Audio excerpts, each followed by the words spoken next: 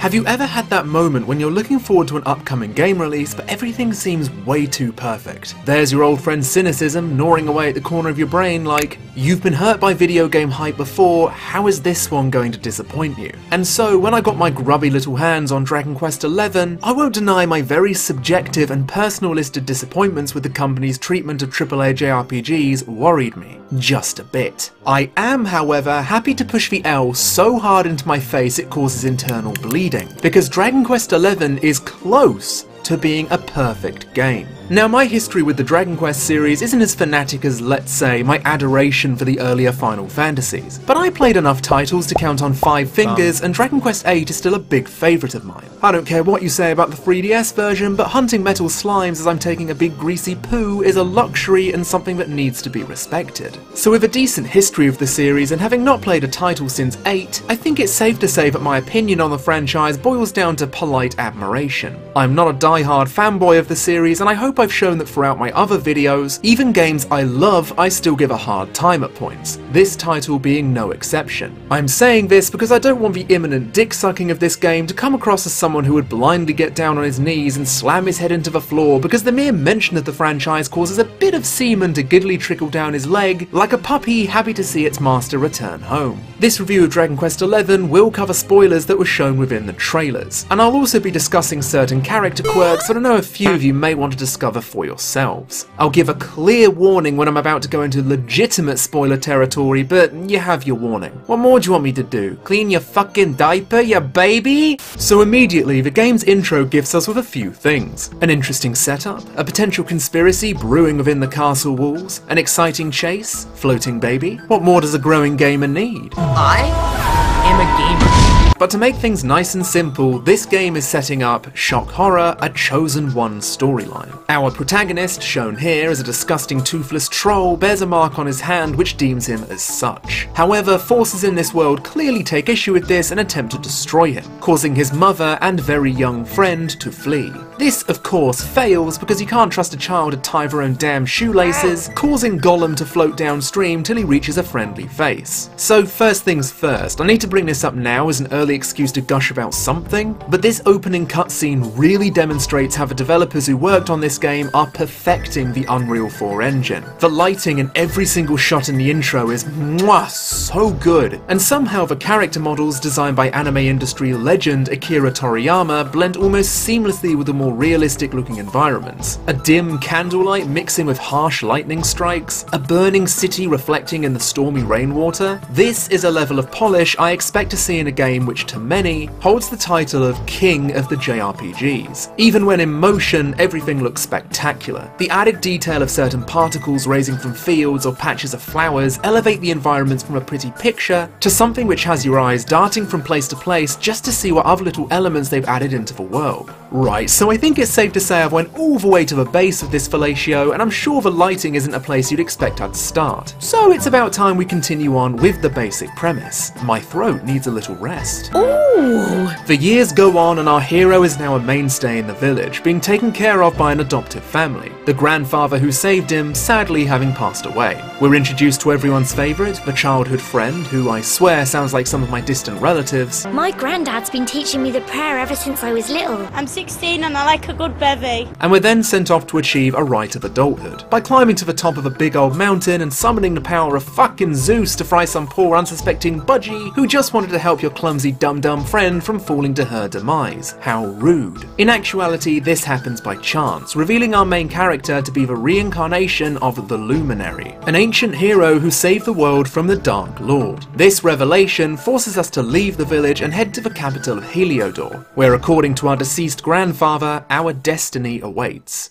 Goodbye, old friend.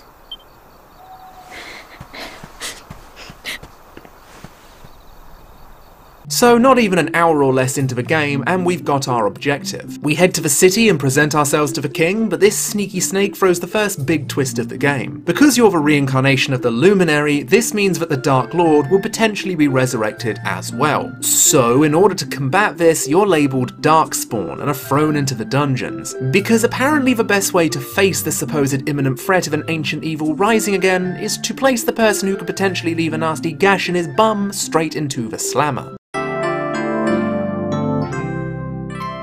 This very simple setup and diversion from the usual Chosen One storyline is the foundation of Dragon Quest XI's overall narrative. This is a very simple story from the outside looking in. Chosen One hero? Check.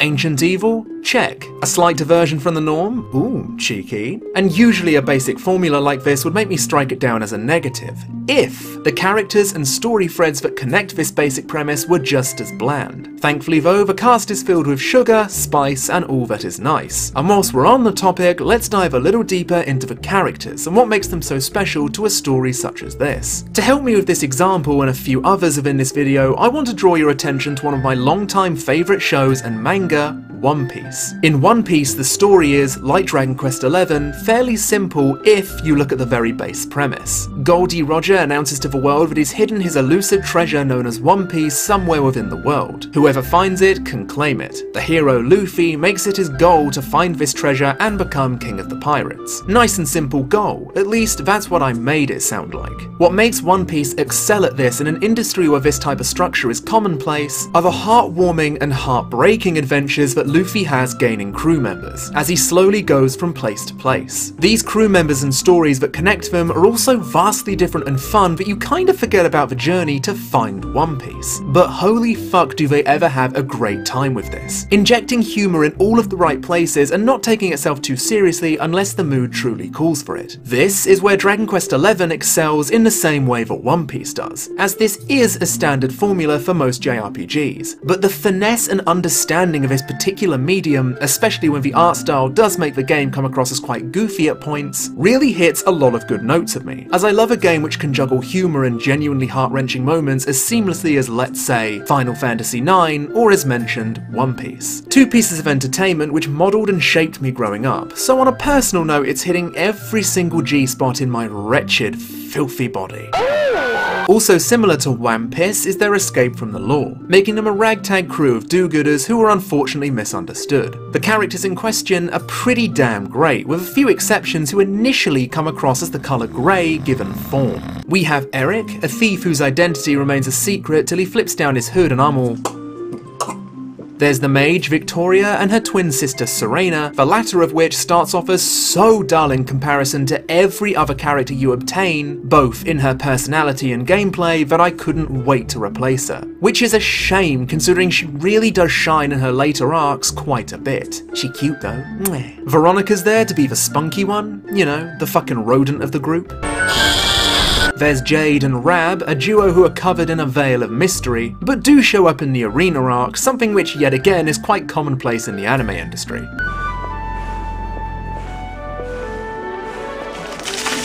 And then there's... I can't introduce him without a drum roll because he's just that goddamn spectacular. I am, of course, referring to the one and only Sylvander. Darling! Oh, don't worry, sweetie. Hey buddy, I think you got the wrong door. The leather club's 2 blocks down. Fuck you. Fuck you, Leatherman. Snatched. This character single-handedly gave me the widest smile I've had on my face for a long time. His blatant campness, his mannerisms, the way he'll support you through rain or shine, and no matter what, he'll always be by your side, honey. Oh, he's just a beautiful, shining golden star, to be placed in the heavens as one of my most beloved characters in recent media. Hit me up on Grindr, you kinky bitch. All of these characters in the end feel like a family, which is another extremely prevalent theme in Dragon Quest XI, which they will continue to push in different ways. Sometimes it can be a story about the loss of a family member, saving a family member from harm, or even those not related by blood. Blood brothers clashing due to jealousy and rage. So much is packed into this simple premise it feels like it's about to rip at the seams. But somehow everything mixes well and works as an overall narrative. So with this many good characters, I'll admit when it comes to gameplay, I had a massively hard time choosing who I wanted to be in my final party, regardless of blatant power differences, because by the end there isn't a single weaker link. No. On that note, let's talk about the gameplay. Dragon Quest XI has a simple turn-based formula when it comes to its combat. A very old-school drop-down menu system, and let's just say, if you played a JRPG in the last 30 years, you'll probably pick up on how to work this out fairly easily. You have the choice of 2 camera angles in the options menu, a mode where you can freely move the camera around, or a standard version which I preferred. This is purely cosmetic and doesn't really affect gameplay. The introduction of pepping up, however, changes the formula slightly. Pepping up is a character's limit break, which is obtained by being hit a certain number of times by an enemy or by using certain skills. Or at least, that's what I think it is. I feel like a lot of it can boil down to chance sometimes, and I often felt like it was a reworked version of Final Fantasy IX's flawed trance system. Take that how you will. Is it as good as, let's say, Dragon Quest VIII's tension system? Not in my opinion. The randomness of it occurring isn't something I'd have chosen. I tend to prefer limit breaks where I can hold on to it for at least a battle or so. That being said, I never once found myself annoyed by this particular method of activating it, so I think it comes down to preference in the end. What I love about pep powers is the combinations that can occur depending on the characters in your party. For example, when Jade and Rab are both in pep mode, they can unleash a powerful group-wide AoE spell that devastates the enemy lines. Or when the heroes Serena and Sylvando are paired up, Sylvando can have the chance to power himself up, making it so any enemy that attacks him are paralysed. These are all extremely fun to utilise, but again, the way pep is activated can sometimes make these combos a rare occurrence. I feel if they continue with pep mode in the future, it needs a bit of revision, but other than that, it's fairly solid overall. These combinations can be further obtained by powering up characters in their skill trees, something which is common within the Dragon Quest series, but now we have baby blocks which we can gain access to with skill points that you gain when leveling up.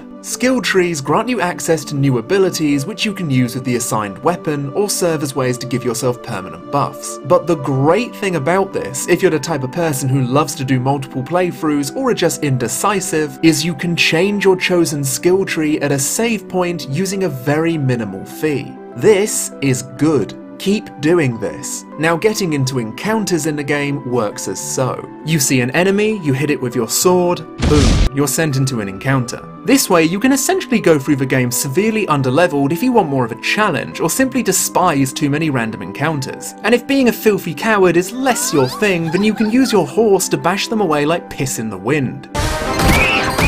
And in regards to the world map, what else does it provide for us, both in dungeons and within larger areas? One fun little feature they added is the ability to use certain enemies as vehicles, using them to solve simple puzzles or gain access to treasure or materials. These materials can be used in the crafting system, something which isn't unique to Dragon Quest XI. However, what they do add are skills in order to hit the perfect mark and make an exceptional piece of armor or weaponry. These can be found by reading the odd book or two or by completing quests. These quests being fairly simple and nothing out of the ordinary, and some being...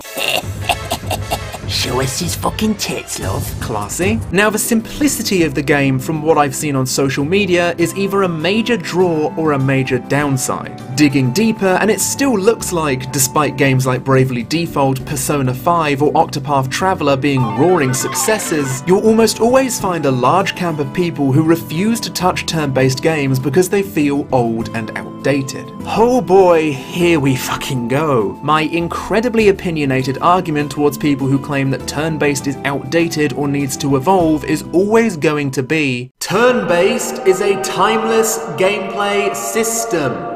It frustrates me to no end that people can't see the improvements that the devs have put into the classic turn-based system within this and many other titles. A traditional turn-based system such as this, where your characters are side by side and enemies wait their turn before attacking you, is pretty difficult to evolve. You could be brave and do something similar to Final Fantasy XII, but there's still a fine line being pulled between a classic JRPG and an action RPG such as, let's say, Final Fantasy XV or Kingdom Hearts. One system requires constant attention due to you and your enemies being on the move, whereas the other has always been about patience and thinking your strategy through. I always wonder if somebody would say the same thing about chess, like, oh, why are all the pieces waiting their turn, why don't you just go in there and smack them bitches away? Like, no, that's not how chess works. That's wizard's chess. Oh, I'll fucking get you. The inclusion of the PEP system, whilst not perfect and definitely needs work, is a clear example that the developers are trying out new things of this particular form of gameplay, and it opens up different avenues of experimentation in future titles. Regardless if you think this type of gameplay system is outdated or not, sales prove that people truly do miss this nostalgic, classic turn-based gameplay. Dragon Quest understands its identity, and I apologise in advance for this, but I'm gonna be that guy for a second and include a food analogy.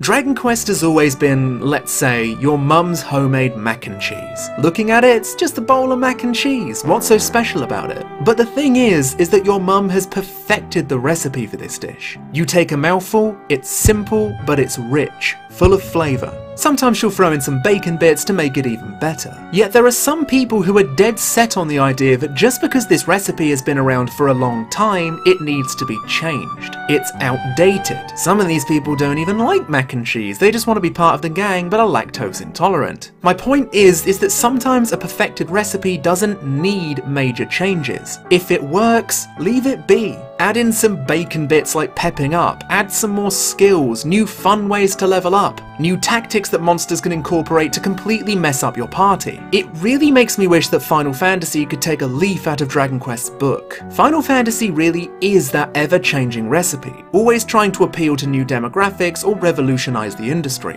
But I bet you my left testicle that if Final Fantasy made a story-rich, polished, beautiful looking game which went back to its roots and had a turn-based style system, it would blow people's minds. Okay, moving that aside, I'd like to take a few minutes to talk about things I wasn't so hot on. If you thought I'd let this beautiful chiseled man gracefully leave the shower room without a quick towel whip on the butt, you've got another thing coming. Firstly is the music, and before your butthole clenches up, I won't be talking in length about the composer and his extremely questionable worldviews, where he probably wouldn't piss on me if I was on fire. No, instead I'm going to talk about the choice to use MIDI music instead of a full orchestra, something which I personally think takes away from the Dragon Quest games, excluding the PS2 version of 8, which of course came with orchestra in the West. This is definitely one of the more subjective opinions I have within this video, as let's be real, music affects us all differently and we all like our own variety of musical notes. But when you start up the game and you're blown away by the fantastic orchestra piece in the cinematic intro, which I can't play due to copyright reasons, it's definitely a little deflating going from that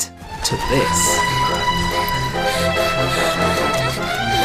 Now, whilst I understand completely why they're doing this, to keep that feeling of nostalgia prevalent throughout the experience, a game as grand as this, I feel, deserves a gargantuan orchestral soundtrack, because I felt like the OST in this title was its weakest element. The world map theme, whilst catchy, isn't necessarily catchy for the right reasons. There's only so much fake trumpets I can stand, and I'm saying that as a Toho fan for fuck's sake. Secondly is a rather small nitpick, but for quality of life reasons, I felt this was necessary to bring up. Let us dismount in motion. It seems like such a small thing, but having to drag your horse to a complete stop before gingerly stepping off it like you're afraid to hurt your toes is kind of a pace breaker. Maybe Breath of the Wild spoiled me in this regard, but in any case, this is a nit I just can't stop picking. Thirdly, jumping feels like a bit of a forethought. I don't know, it feels great to sprint, which is interesting to note since this was added in for the version we got in the West. But jumping is somehow the thing which feels like it was programmed in without putting a lot of thought into how it feels. Comes across as kinda stiff and arthritic. And speaking of which, why are the only rideable dragons in the game ones which suffer from that particular condition? Take your time, slow and steady wins the race. Now finally, we're leaning into spoiler territory here, so I'll give you all a warning if you want to skip this particular character issue I have. 3, 2, 1.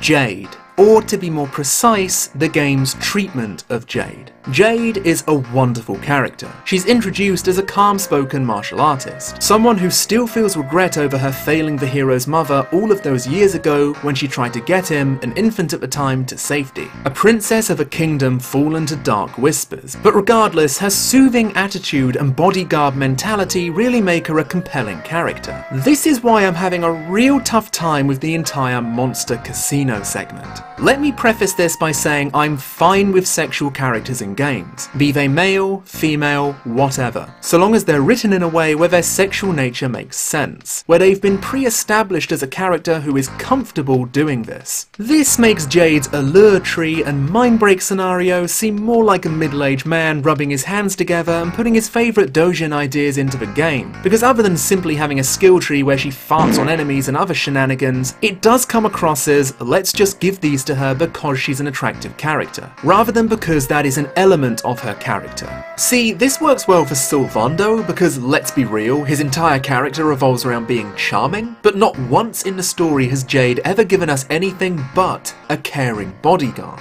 Everything in this scenario gave me a horny middle-aged man impression. The dialogue and its implications come across as incredibly creepy, yet it still tries to play it off as borderline comical. Again, being proud of your body and flaunting it is something I'm not about to shame. I mean, if Jade was set up as someone who is in control of her actions as she playfully flirts with man or woman, then, you know, yes, hello, can I have some more please? But considering the character we have, this particular scenario just feels awkward and unnecessary. And I guess since we're in spoiler territory, I can link this in with a positive, which also makes Jade's treatment even more disappointing. See, Dragon Quest XI has a Final Fantasy VI midpoint, wherein the villain fucking wins and causes darkness to envelop the world, even having the balls to show dead kids to really push the gravity of the danger. It's at this midpoint where the characters get their second arcs, and how the following darkness has affected their lives, and a good portion of them are incredibly satisfying, either ending with new powerful spells or character development which feels earned. Sylvando, for example, finally confronting his father and reconnecting after running away to follow his dreams, and more insight into Eric's past, seeing his torment about failing his little sister. And Serena, oh, my baby girl Serena, they really redeemed you. So to get this many strong conclusions, only to have Jade's growth being stomping this anime avatar motherfucker with her high heels, ironically, it left me feeling rather flaccid. Feels more like it's there to satisfy a specific audience, or because it's another trope that Dragon Quest likes to include within the series and won't be dropping anytime soon. I'm not advocating towards censorship. What I want is better writing and reasons for things like this, which don't feel inherently insulting to the character you've designed and created a personality around.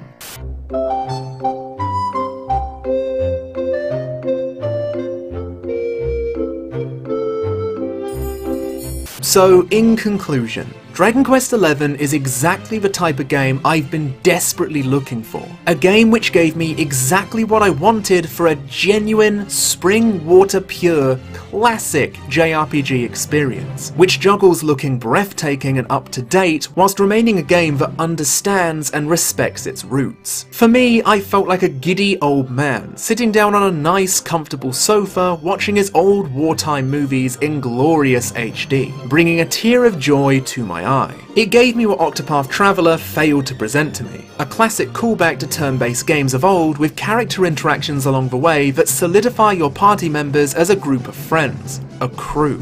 And as a little extra, having an abundance of post-game content and having it feel worth something in this day and age is something which I have sorely missed, and is something I desperately want you all to experience for yourselves. It is some high quality tier stuff, and is possibly something the Pokemon franchise should start taking notes from.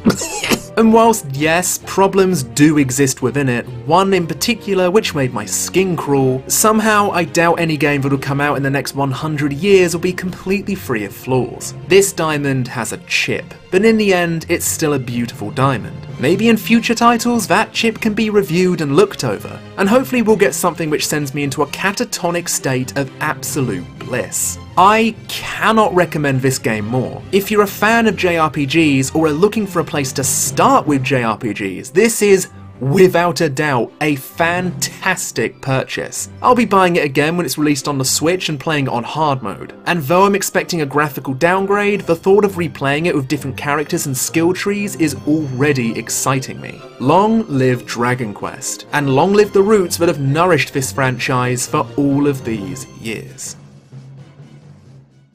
Aha, you expected credits? Don't be so hasty. Before that, I need to bring up how these videos are being supported, and the answer is Patreon. If you really enjoy my videos and find yourself thinking, boy, I'd sure love to throw some pennies directly at that fucking face, then you can do so by using the first link found in the description. Do you ever want to slip into my Discord for credits, or even see some behind the scenes stuff? You're fucking steaming! You are actually steaming. Then look no further. Patreon has allowed making entertainment a reality for me, and every single person who pledges, big or small, get an extremely heartfelt thank you. Expect more Kingdom Hearts videos in the upcoming months, and something a little different. Thank you again for all of your support. Subscribe and share the video if you liked it, all that good stuff, and I'll see you in the next video.